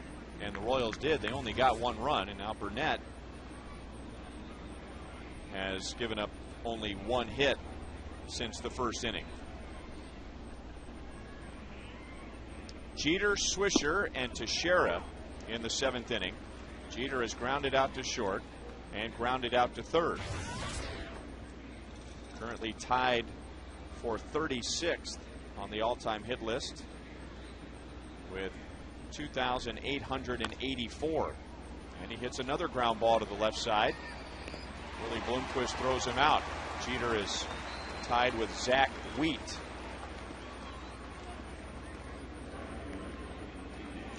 After the Indians come to town for 3, the Chicago White Sox will be here next weekend. And that series kicks off on a Friday night at 7:10. We hope you'll come out and then stick around for another new and improved Fireworks Friday, presented by Pepsi and Hy-Vee, and a home run hitting performance by some of the best slow pitch softball hitters, the Long Haul Bombers.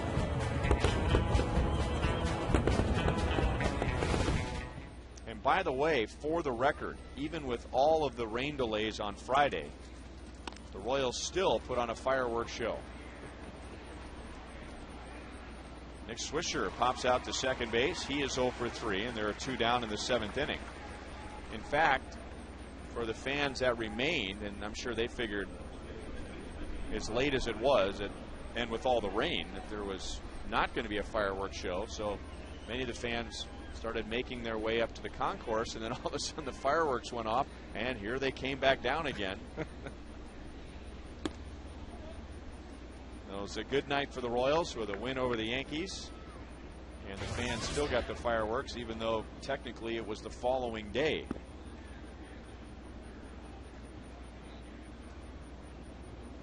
Mark Teixeira is 0 for 2 with a couple of cracked bats. He broke a bat in the middle of his at bat in the first inning, and then eventually struck out, and then broke his bat and fouled out to third in the 4th. Center field, deep into the wind, and Blanco is there, has to play it off to the side because of the sun, and now through 7 innings Bullington has faced the minimum.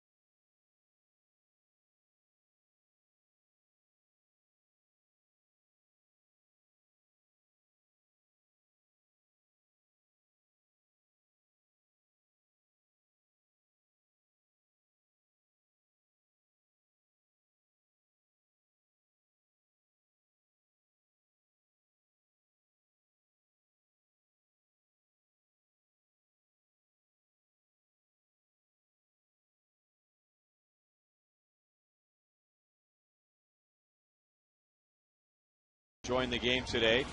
And Frank, which one is hoops and which one is yo-yo? I have no clue. That makes 2 of us. But the kids know. 1-0 Royals to the bottom of the 7th inning. Here's the Panera American League scoreboard. Cleveland in front of Seattle by 6. Tampa Bay is in front of Baltimore. The Rays are 2 games back of the Yankees. Detroit is in front of Chicago. White Sox have dropped to 2 games back of Minnesota in the Central. And Minnesota is leading at Oakland. The Twins have won 3 straight. They're going for a sweep over the A's. Just getting underway. Boston is at Texas. The Rangers lead is 7.5 in the West. And that lead is over Los Angeles. They're just getting underway against Toronto. Ricky Romero pitching for the Blue Jays. He signed a 5-year contract extension yesterday.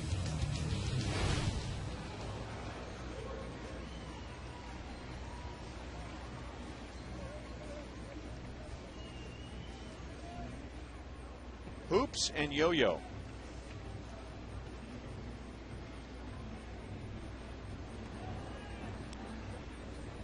I don't know.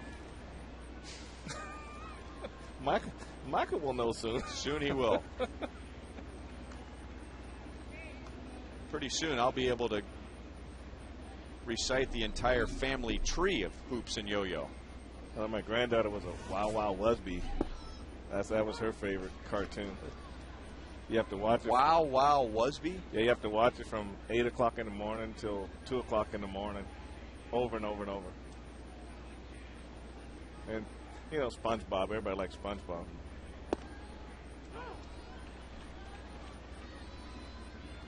1-1 to Alex Gordon, who has struck out and grounded out.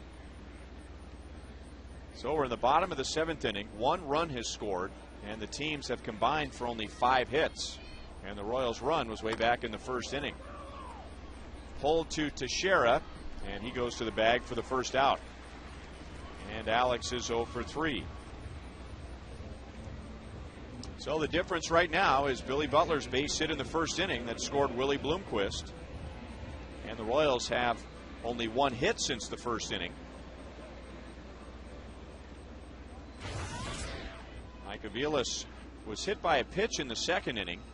After that, Mitch Meyer walked. And after getting 1 in the 1st, the Royals had 2 on nobody out in the 2nd. But that inning turned around when A.J. Burnett got a ground ball double play from Brian Pena.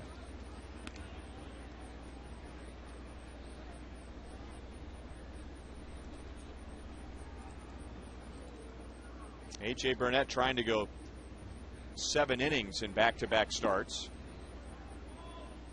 He did that on Tuesday at Texas, and he was supposed to pitch a week ago today, but was scratched on Sunday because of back spasms, so they moved him back a couple of days and was fine. Gave up 3 runs in 7 innings to the Rangers. Took a no decision.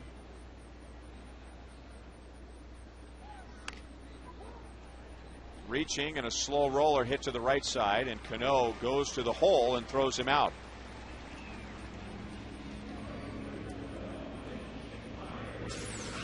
When you take a look at this swing as Quick Trip brings us Fox Track, you see his ball's out over the plate on a half, and just no body underneath him when he swung at this ball. It was all upper body, all arm, and that's why he was able to just hit it right on the end of the bat. And when Mike is stepping, the old phrase was in the bucket, so to speak. He's got to stay over the plate, and that ball's got to be just perfectly in the middle of the plate for him to square it up. A line drive that hit a camera. Hopefully that was just a camera over on the first base side. And take your pick. Every camera over there is an expensive camera, especially the ones that have the HDs on them. You all right over there, Phil?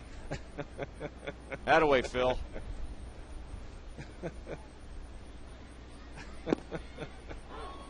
I don't think that was Phil's camera. I think there was one of those photographers there. It's that guy. Thanks, Phil.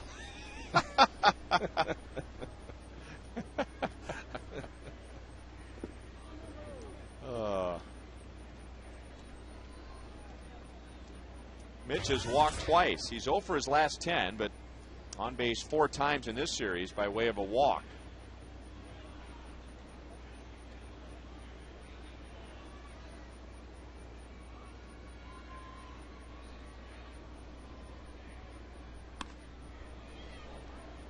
Still 1 ball, 2 strikes. Last time the Royals faced A.J. Burnett, he was not pitching well at all. He was a couple of starts removed from an incident. Remember, he came out early and slammed his hands up against some clubhouse doors in the middle of the outing and cut both of his palms. Pitched 5 scoreless innings against the Royals last month and came out early because of a rain delay. And a pitcher who has had issues with injuries over the course of his career. He's been on the disabled list 10 times in his career, but none since 2007.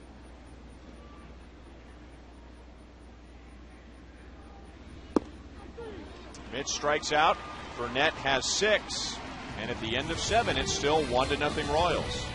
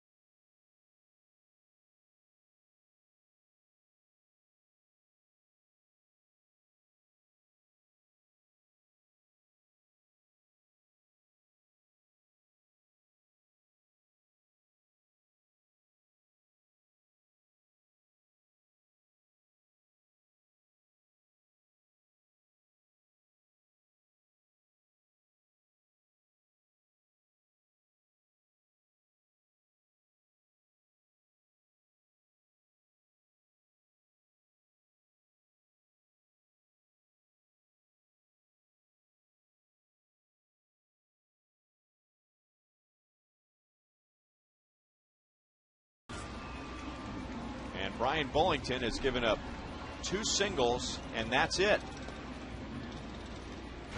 He has faced the minimum through 7 innings.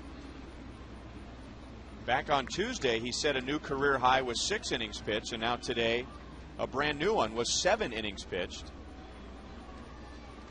Only throwing a first pitch strike to 1/3 of the hitters so far, but that hasn't hurt him.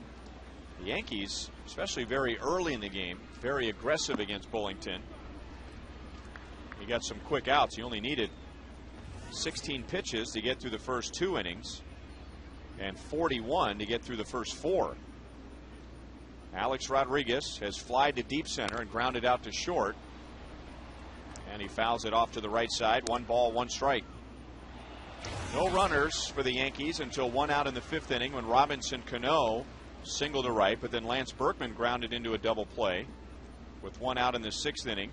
Brett Gardner singled, but then he was caught stealing. Chopped to third and just wide of the bag. But the one thing they're doing with A-Rod today is they just throwing everything inside, whether it's fastball, slider, or changeup, and no different than this at bat.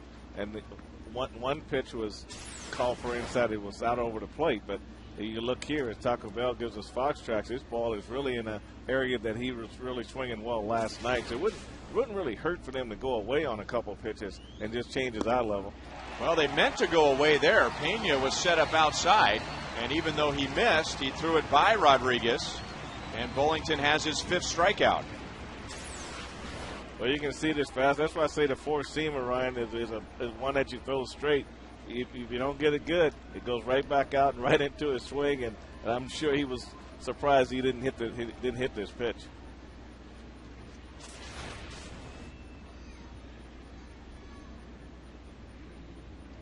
And now Robinson Cano, who broke up the no-hitter with a single in the 5th inning, and he hits that one right to Aviles, 2 down in the 8th. Cano is 1 for 3.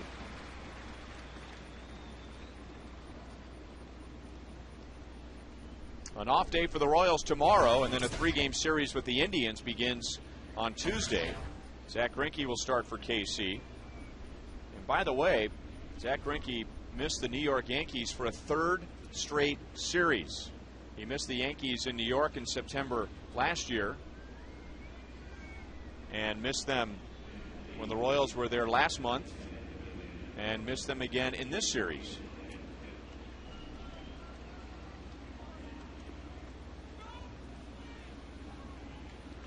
Lance Berkman, who may have rolled his ankle last time up, is going to be replaced by Marcus Thames. Berkman grounding into a double play, and as he crossed first base, he landed on Brian Bullington's heel and was down for a while. He was able to limp off the field. 1-1 on Thames.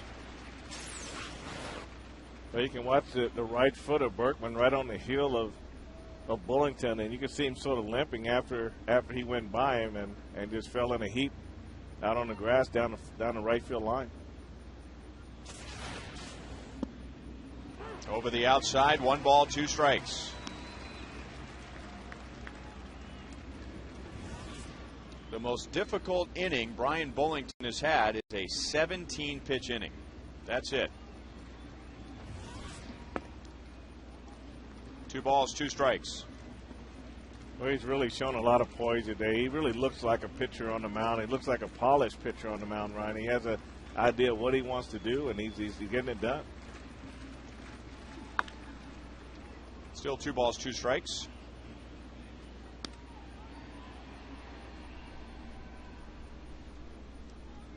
And with the pace he is working with, he looks like a guy who not only has good numbers, but feels good. Like he can't wait to throw his next pitch. And we'll do it again.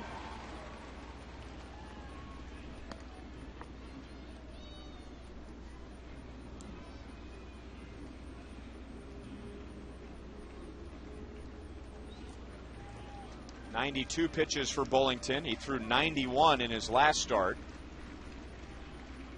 And he was mostly a starter at AAA Omaha this year, so he should be stretched out for an opportunity to go all 9 today. That is, of course, if he ends this inning quickly and he misses outside. 3-2 on Thames. This is a real good pitch here, Ryan. A good 2-strike pitch just off the plate. Tim's did a good job laying off of it. He's more of a fastball hitter, likes the ball middle end, up a little bit. That's his first walk.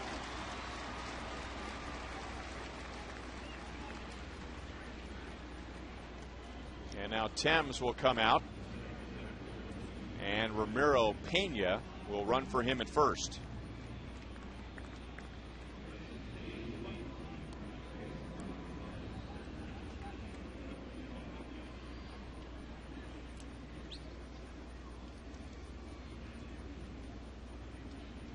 So Pena at first, 2 down, and now Curtis Granderson, who has grounded out to first and struck out. Bullington has struck out 5.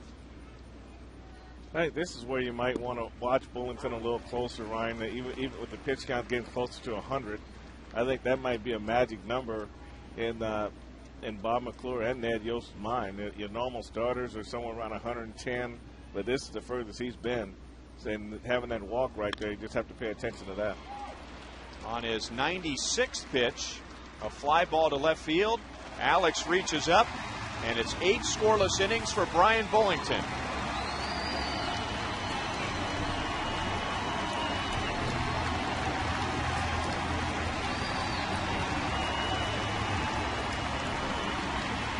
And the fans love it. The most he's thrown this year is 94, so he's past that, and that includes Omaha. You got to let him go out, right? I mean, I don't know. Brian ran up.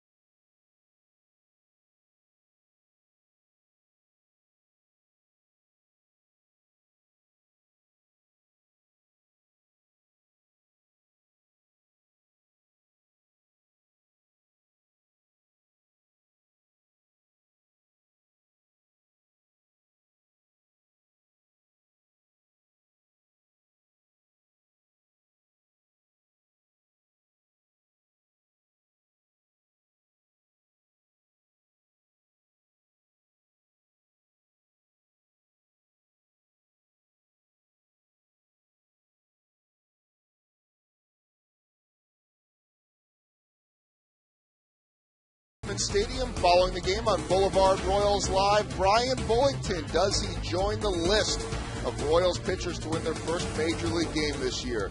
And an un-Yankee-like inning, some fielding blunders for New York didn't hurt them, but we'll take a look back at that. Ned Yost postgame. Pretty sure we're going to hear from Brian Bullington and a preview of the Indians and Zach Greinke on Tuesday. That and more with Paul Splittorff coming up on Boulevard Royals Live. Okay, thank you, Joel. On the other side, A.J. Burnett has given up 1 run, 3 hits, but he's down.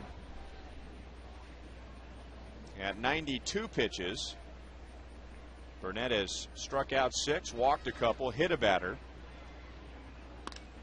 Brian Pena lines it to center field right at Curtis Granderson.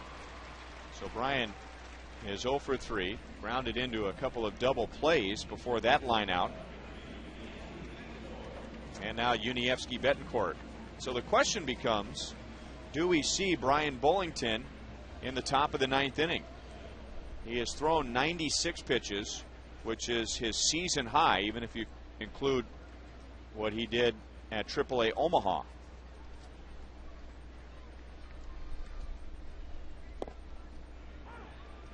A strike to Betancourt. Uni is 0 for 2.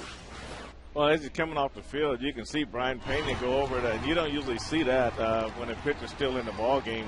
You kind of let him do his own thing and go as far as he can go and congratulate him when it's all over. But you got a hot closer in the bullpen who's having a great year. And you also have a starting pitcher who is only 2 pitches over his maximum pitch limit, for even including Omaha. 94 is the most he's ever thrown. He's at 96. You can take him out there and go hitter by hitter in the bottom of the order, but they don't like to bring Joakim Soria in with men on base. But it would be a nice gesture if you could have him try to complete this ball game. And if Soria gets loosened up here and you end up not needing him, you're not wasting him because tomorrow's an off day. Everybody gets a day off. I'd say run him out there. I mean, when you look at where the Royals are in the standings, and this is an evaluation period, why not? I mean, you can take him. Just maybe if he doesn't have a long at bat, he should be fine. Into shallow center field. Betancourt floats it over Jeter and has a 1-out hit. And that's just the second hit for the Royals since the first inning. Well, that's kind of a moral victory for the Royals hitters also. A knuckle curveball right on the end of the bat. And like I say, Unieski's an aggressive hitter, and he's looking to hit anything out over the plate. And he does a good job staying on this pitch and getting it out over the infield in the center field. Now, just to be fair, I'm looking at the Royals' notes. And what is included is Bullington's last 5 appearances with Omaha, and there are a couple of starts where he went 94 pitches. So we don't have all the pitch counts for him, but we can say in his last 5 starts with Omaha and his 1 start with the Royals this year, he has not gone over 94 pitches. He made 20 appearances for the Royals and had an ERA of 2.82, 8 wins and 2 losses, but no wins in his career at this level. Not just this year, ever.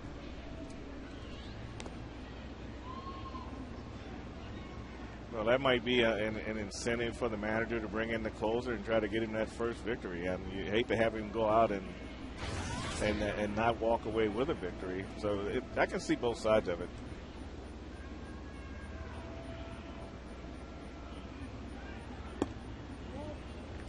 Two balls and no strikes on Blanco. Singled in the 6th inning and then was involved in that wild play that Joel was just talking about with a couple of errors. Blanco was very close to being doubled off after a line drive to second base, but one throw went wild, another throw went wild, and instead of being doubled off, he somehow ended up at third base. Now trying to bunt his way on. 2 balls and 1 strike. This is nothing new for A.J. Burnett to be pitching well against the Royals. His career ERA before the game was 2.43, so that's gone down. The only team he has a better ERA against is the Yankees.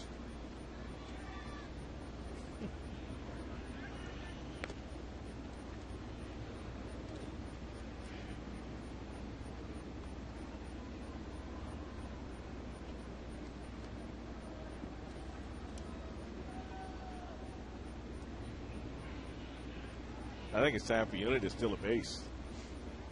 Shortstop can't go a whole year without stealing a base, huh? What do you think about that? We had a conversation with Jim Fregosi when we were in Seattle, and the two of you were talking about how nowadays it's shocking that there are middle infielders who don't necessarily have good speed. And back when you guys played, you couldn't play the middle infield unless you had good speed.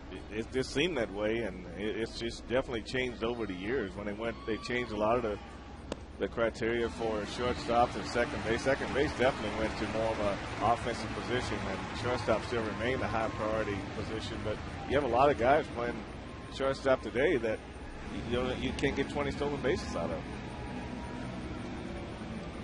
Dave Island is back out to the mound. The first time he's done that since the 2nd inning, because Burnett in innings 3, 4, 5, 6, and 7 only allowed 2 base runners. So he's at 103 pitches, trying to get through the 8th. Kerry Wood, acquired by the Yankees from the Indians at the deadline, warming up just in case.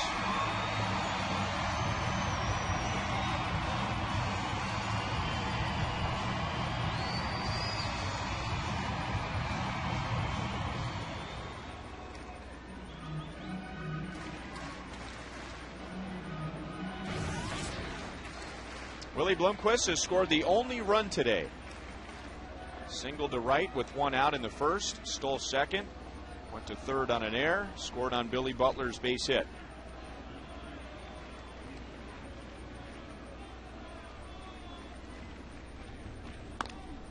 Grounds it up the middle. Jeter to Cano to Teixeira, double play, and that's the third for the Yankees today. So we go to the ninth in a 1-0 game.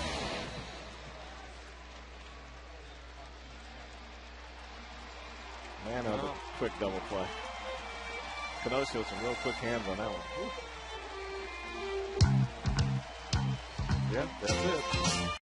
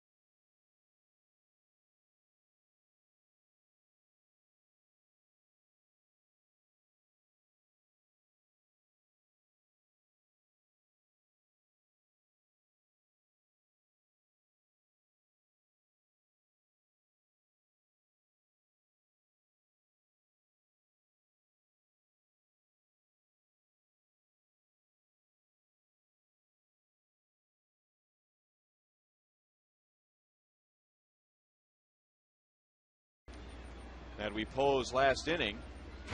Brian Bullington will sweat it out in the Royals dugout, and Joakim Soria will get the save opportunity as the Royals try to beat the Yankees 1-0 and earn a split in the series. Soria going for his 26th consecutive save. He'll get Brett Gardner, and then Jorge Posada is going to bat for Francisco Cervelli, and then Derek Jeter. Soria saved the game on Friday after all the rain delays. Gave up 2 hits in the 9th inning, but no runs. That was his 25th consecutive save and a team record 25 in a row.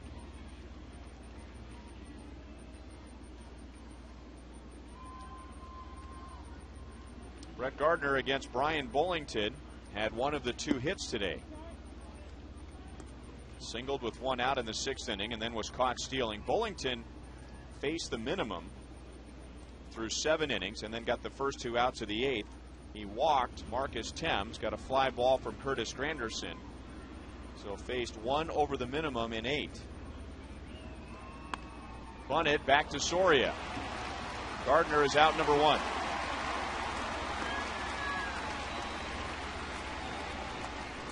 Our Chevy play of the game is the 8 innings from Brian Bullington. Well, Brian came out this afternoon with good command of all of his pitches. He could have increased his first pitch strike, but his slider was tight. Did a great job getting his defense involved, and they made the plays for him.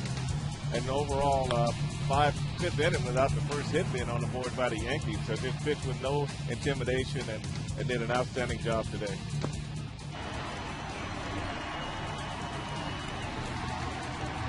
It was almost like Brian Pena knew it was over. When he comes off the mound, he runs out, shakes his hand before he gets in the dugout. So he may have been told that this was going to be it for Bullington. This would be the last inning. And now Jorge Posada, and he takes ball 1. Posada sat out Thursday's game and then played the last 2 hit a solo home run yesterday and is 1 for 8 in the series. Yankees have been held to 2 hits. And if the Royals can hang on to that, that would be the fewest hits allowed by them this year. They've allowed 4 hits on several occasions this year. The last time being at the Angels on July the 3rd.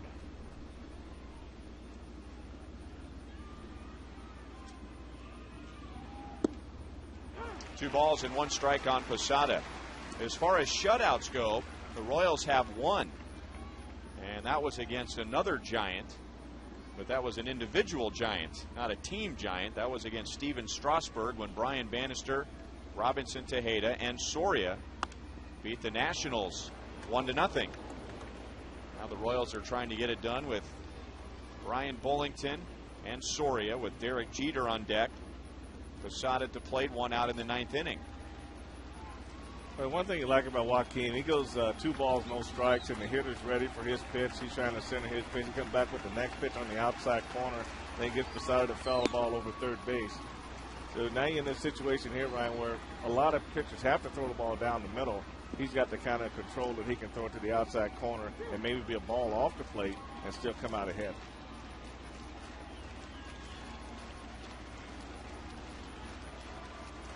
Posada is 1 for 2 with a home run against Soria. Now 1 for 3 with a strikeout.